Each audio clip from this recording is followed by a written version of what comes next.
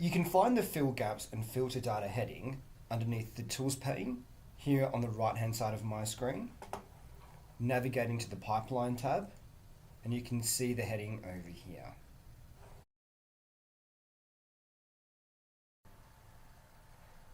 The fill gaps Woltering pipeline operation fills trajectory gaps by using a Woltering quintic spline, and this is best used to fill small gaps.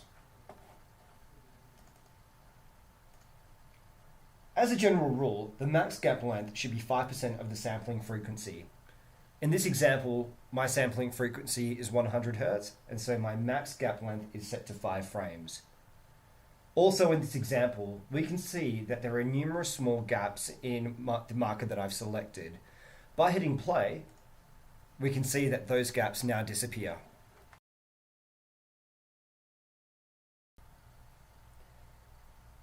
The fill gaps rigid body pipeline operation can be used on rigid body marker clusters containing 4 or more markers. If a marker trajectory drops off, the fill gaps rigid body operation uses the trajectory of the remaining markers to interpolate the missing trajectory.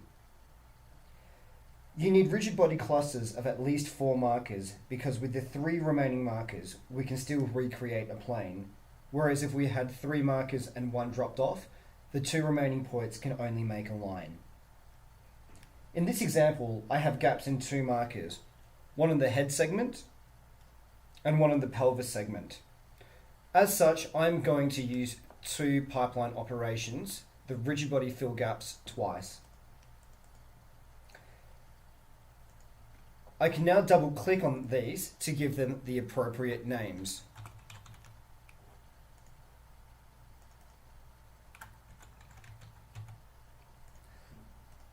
I can also change the maximum gap length. In this case, I'm confident that my data is good, so I'm going to change it from 25 frames to 50.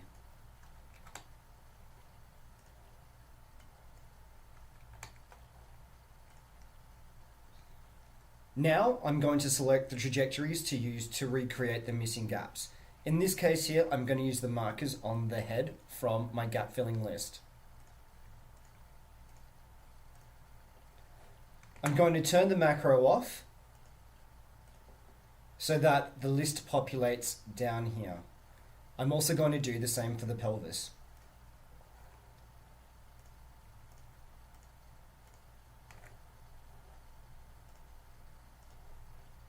Now when I highlight my 2 markers to see the gaps,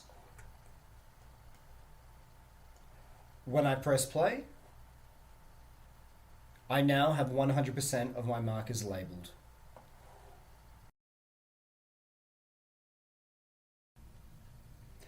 The kinematic fill pipeline operation uses the kinematics of the segments to fill the gaps of markers that make up that particular segment. In this example here, I have gaps in my right toe marker and my right heel marker, which both make up my right foot segment. In order to use the kinematic fill pipeline operation, we first need to run the kinematic fit. And this is found underneath the core processing available operation heading. So I'm going to add that to my list. Now I'm going to add my fill gaps kinematic pipeline operation. Again, like before, I'm going to double click here and call this the right foot. In this example, I'm going to keep my max gap length to 25 frames, but like before, this time I'm going to choose my segment from my segment list, and in this case, it's the right foot. I'm also going to turn off my macro. Now, when I hit play, it's going to run the kinematic fit, and then it's going to run the fill gaps kinematic fill.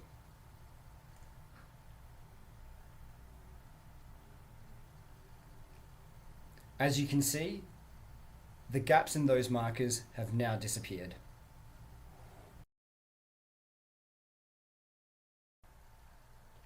We can filter data from analog devices such as force plates by using a low-pass Butterworth filter.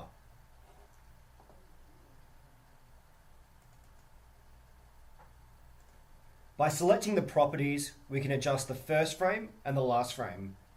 We can also set a cutoff frequency, and in this case, I'm going to select 12 Hz. We can also change the filter order from a fourth order zero lag filter to a second order. That does introduce a lag. We can also choose which devices that we want to filter. In this example, I don't want to filter my Naraxone EMG.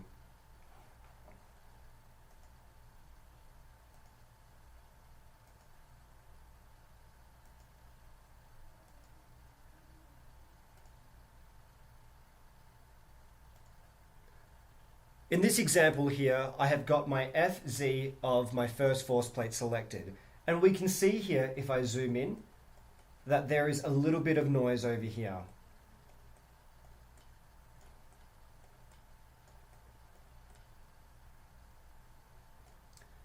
Now, if I lock my screen and run the filter, we can see that the filter has been applied.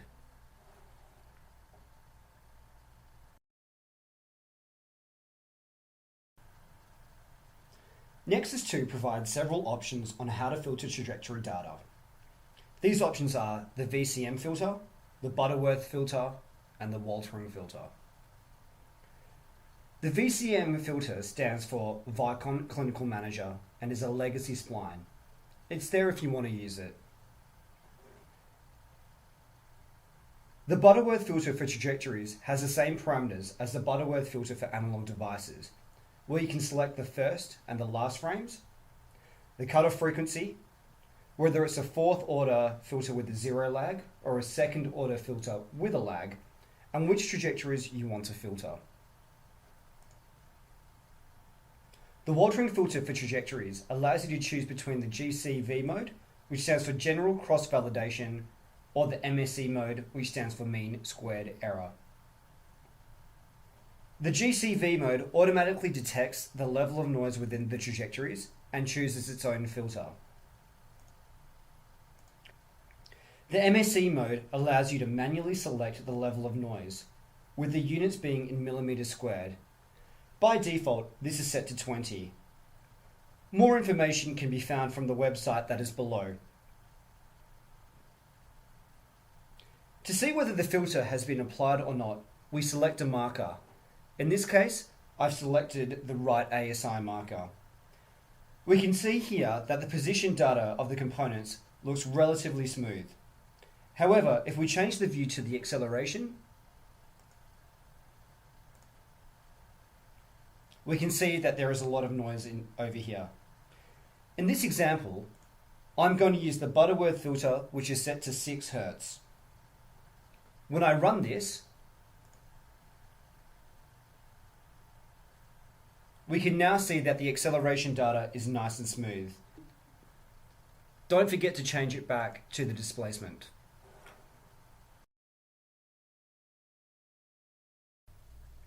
The filter model outputs Butterworth filter is a low-pass filter that is run on your data after the model outputs have been mathematically calculated. In this case here, I'm going to run the dynamic plug-in gate model.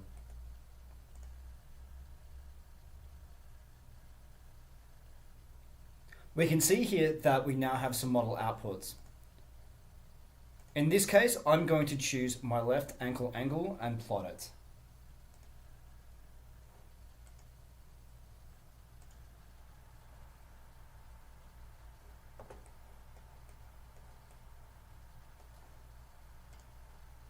Just like the Butterworth filter for analog data and the trajectories, you're able to select the first and last frame, the cutoff frequency, the filter order, and the model outputs.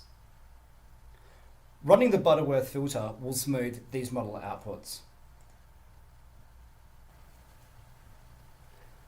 There are a few other things to consider when using the filters. Firstly, only use a filter once. Overfiltering will result in a loss of real data. Secondly, the order in which you use the filters matters. Generally speaking, you would filter your trajectories and your ground reaction forces before modeling your data.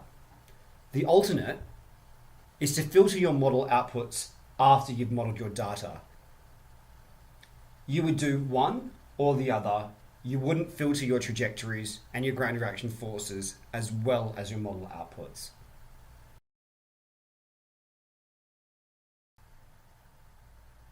The final two pipeline operations that we are going to be talking about today are the delete optional subject marker and delete unlabeled trajectories pipeline operations. In order to use the delete optional subject marker operation, we first need to select our optional markers.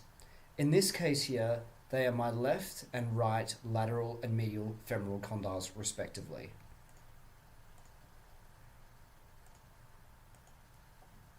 In my properties for these markers, we can see that they are set to optional. As with other pipeline operations, I can turn the macro off to keep these names consistent for future reference. Running the selected operation will delete those markers. Underneath the delete unlabeled trajectories pipeline operation properties, we can check or uncheck delete using the max gap length, we can alter the max gap length, and we can change the first and the last frame.